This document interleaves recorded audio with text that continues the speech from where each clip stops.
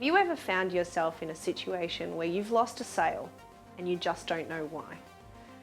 I'm Shondell Leverzetta with Abundance Global, and I want to share with you a little experience that happened to me a number of years ago. So I was working in an organisation and I needed to buy something, namely a laser printer. And I'd already made some decisions around what I wanted to get. I'd done my research, and there was a sales rep coming out to see me.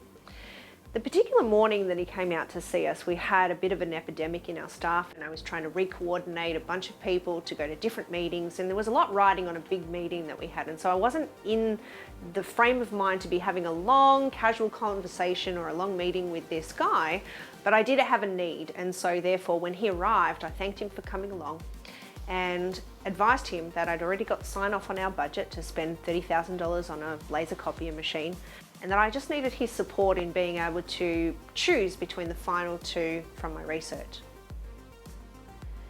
In the middle of all of this, he sat down, agreed with me that that would be perfect, and he started walking me through his compendium, telling me about the history of the company, where they came from, what they stand for, what their missions were.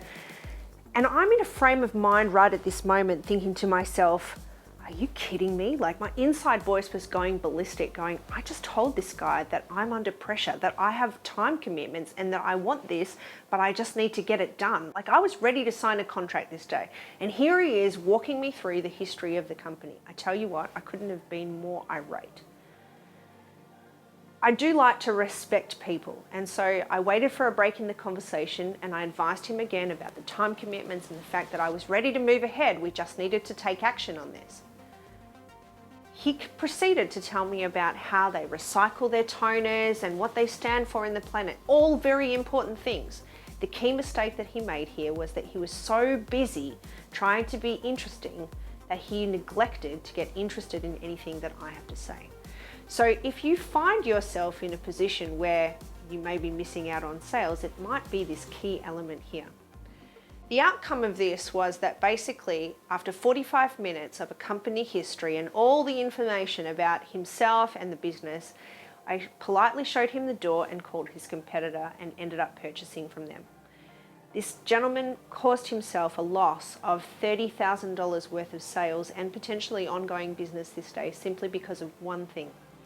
It's a common saying that we have, we've got one mouth and two ears. The problem is that most people don't pay attention to that.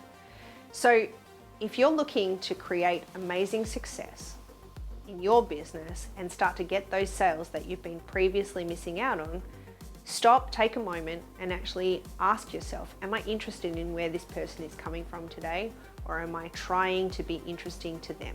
In today's entrepreneurial world, too many salespeople and business owners are so focused on how they can stand out from their competitors that they forget to get interested in what their clients actually need. This often costs them a lot of opportunity. So do me a favor and share this with someone that you know who perhaps isn't getting the results on the board that they'd like to get. You could really change the face of their business by allowing them to be able to connect with their customers again and focus on what really matters, which is them. Until we meet again, be well and be empowered.